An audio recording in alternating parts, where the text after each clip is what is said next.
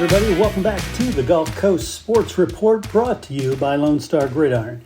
Each week, myself, Chris Daly, and Mike Foreman break down all the sports action along the Texas Gulf Coast. Now strap on your gear and let's go. Lone Star Gridiron is looking for interns. Over the years, we have helped dozens of students get jobs in sports media. If you want to shortcut your path to a career in sports media, click on the internship link on LoneStarGridiron.com. Hey, do you need topsoil, fill dirt, sand, mulch, gravel, limestone, you name it? Do you need that delivered and or spread? Texas Tree Cycle in Victoria has you covered for residential and commercial projects, big or small. These guys do it all. They do some amazing work. You can call them at 361-237-8006 for a free estimate. That's Texas Tree Cycle, bringing quality materials to your yard.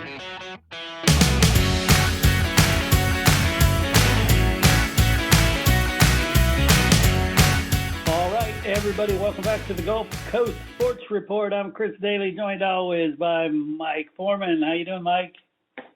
Doing okay, Chris.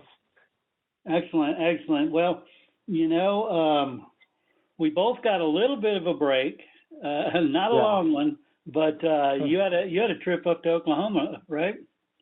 Right. Went up to Tulsa to visit my son and my granddaughter, Nice. and that was nice. Long drive, but it was good to see him. Yeah, definitely. Cool, but now we're back, and let's talk. Let's talk about Gulf Coast area sports. What do you have? Well, I guess the main thing that's kind of happened over the last couple of weeks is Victoria East has a new baseball coach. That's Clayton Wenski. He's an assistant at East. He has been. He actually went to Victoria West and played baseball there. And then he started his college career at Coastal Bend College and then eventually transferred to UHV. So Clayton's been around quite a bit, and he will take over for Wes Coley, who, of course, got the job at England Tom Moore. Yeah. And Clayton's familiar with the team. They've got some pieces back. They did lose 12 seniors. Wow. But they have their top pitcher back, and like 3 of their starters are back, too, as well. So they have some pieces to build around. Nice. Yeah, definitely. We're going to have some good baseball, football, or softball, all that in the area. And he's not a very old guy, because if he graduated from the other school, you didn't say Victoria High or Stroman or anything like that. No. Yeah, he's relatively young, obviously. So hopefully that'll work out for him. Mm-hmm. And I'm sure he's anxious to get started.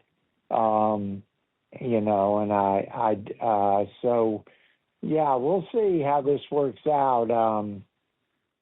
Like I said, he's got a little rebuilding to do, but they got some pieces over there. Excellent. And then also we've got 7-on-7, hot and heavy, and about to be a state championship. Yeah, speaking of hot, you're not kidding. I'm fixing to head up to College Station on Wednesday evening. Mm-hmm. Division III and Division II gets underway Thursday and wraps up Friday. So, we'll see. Last year, Tidehaven won Division III, and they became the first team from this area to actually win a state 7-on-7 championship. We had Rice Consolidated and Bay City each advanced to the championship game before. Mm-hmm. But Tidehaven was the first to win it, and they actually defeated Ganado in the championship game. So we'll see how they do. We have I think it's 5 teams in Division III, 5 or 6, and then we have two teams in Division Two, that being Quero and Bay City. Mm. And one of the interesting things, one of those teams in Division Three is Kennedy. And I don't know if people saw, but Dylan Russell, who was their outstanding freshman, he just got an offer from, I believe it was Texas Tech. So he's going to have a bunch of offers before he's done. But so he'll get to show his skills a little bit up in College Station. Yeah, that's going to be fun. Definitely stay hydrated while you're out there because it's always unbearable. Yeah, I would just say this for people who are planning to make the trip. I'll warn them that there's virtually no shade. Right. And so bring plenty of water. They do have water up there, but bring plenty of water. And try and maybe a lot of teams will bring a tarp or something, kind of an open tent or something to kind of keep them in the shade. So, just be prepared for that if you're planning to go up. Yeah, definitely bring your own shade. I love it. What else do you have?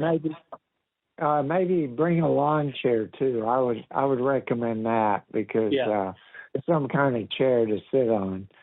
So but that's really it from that. I know we're kind of getting ready. The Generals are still playing, which they've been doing quite well actually. Yeah, again, this is, I think, what they were, the 2025 TCL champs, maybe. I think the 2024 also. I think in 24 they won regular season. Yeah. And then lost in the playoffs. But and last year, I believe they won it all. They did win it all last year for sure. And right now they're leading everybody at 13-5. They're in first place.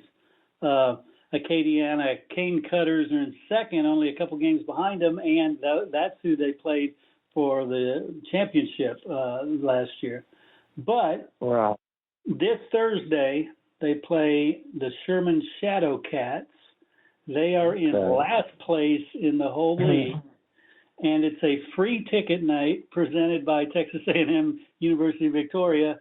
So if you're going to go see the Generals play, go see this one because, you're going to hopefully see a win. You're going to get him free. And they put on a really good show out there.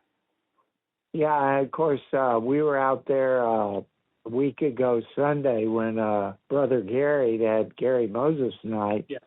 That was a lot of fun. And then, I'm sure there'll be some turnout because Beck Zimmerman, who played for A&M Victoria, plays for the Generals this summer. Nice. So it'd be a chance for Jaguars fans to kind of see one of their own out there. Yeah, definitely. And this is for the people who don't understand, this is a unique kind of league because it's not a minor league team, it's not a college team, but it is a collegiate league. So it's kind of a unique creature. Right, and the thing about it is it's a wood bat league. Yeah. Which, that makes things interesting because, we all know that in the college baseball they use aluminum bats. Mm-hmm. And this gives these kids a chance to see what it's like because obviously if they make it to the big leagues or even the minor leagues, they're going to be using a wooden bat. So it kind of gives them a gauge of, what to expect. Right, and it gives those scouts a gauge, who can hit with a wooden bat.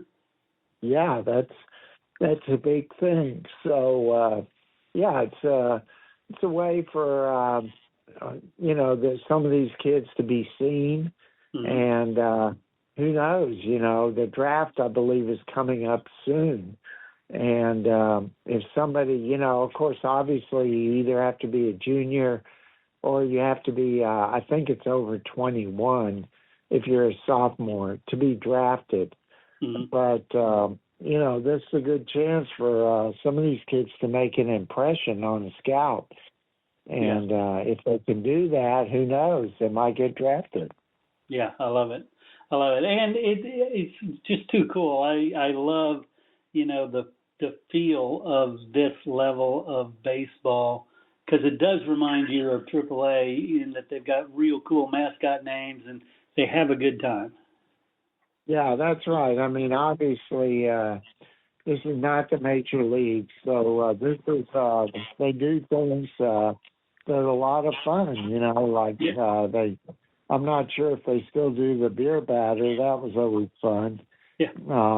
Where if the beer batter struck out, it was half price beer for the rest of the inning. That was always good. I have to give. I think my man Blake Cook, who was here and used to be he was kind of their general manager when they started.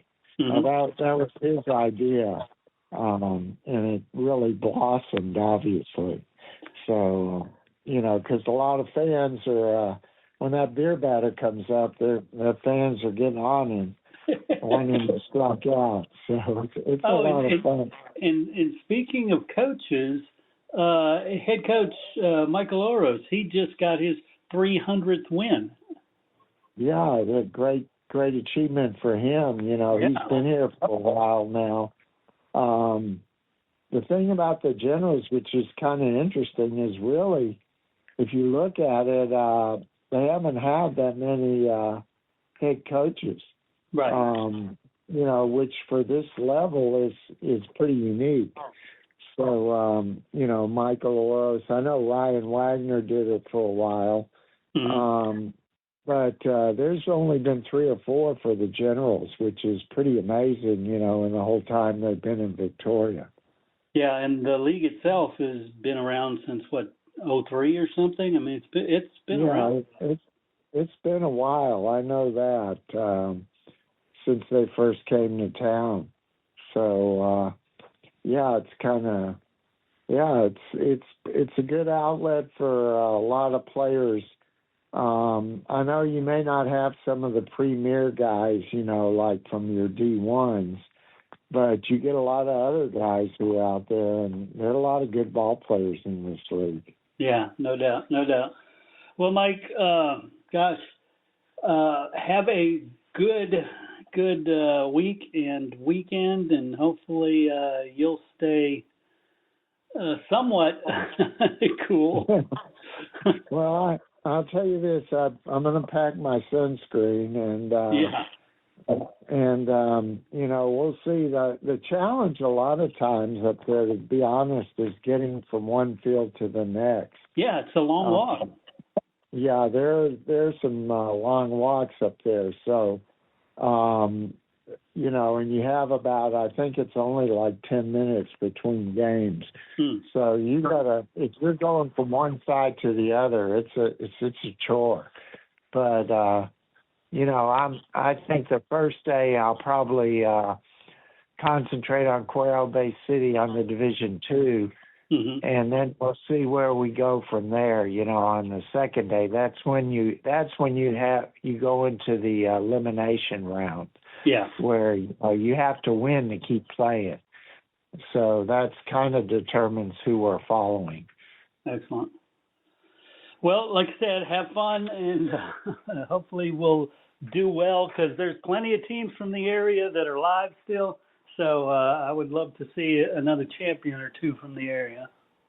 Yeah, it would be fun. It's always great. I know the coaches that are there really believe in it and believe it helps their team. And I know the coaches that don't think that are usually the ones that don't go. So, right. We've talked about this before, but, I think if you throw the ball and you have to defend the pass, it helps you.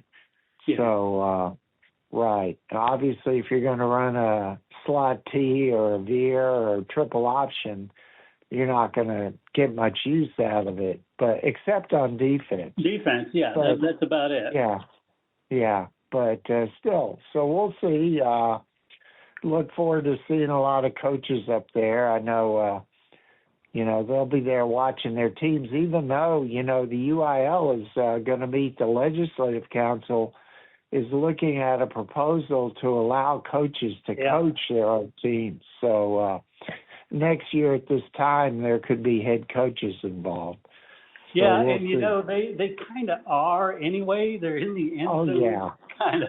Yeah, we know that. I mean, But I wonder about if that will affect things like coach salaries, because it's more work they have to do. Well, yeah, it should really. If you think about it, if they approve this, which I mean, like we said, most of them are doing it anyways. Basically, you get 1 week off a year, and that's July 4th week. Yeah. Otherwise, you're doing strength and conditioning. You're doing 7-on-7, and then before you know it, fall practice begins. So. It's tough on head coaches. There's no question about that. No doubt. So, we'll see what happens when the Legislative Council meets. Yeah, definitely. All right, Mike. Well, we're going to call this one a wrap, and good to talk to you as always. All right, Chris. Take care. Take care. Bye.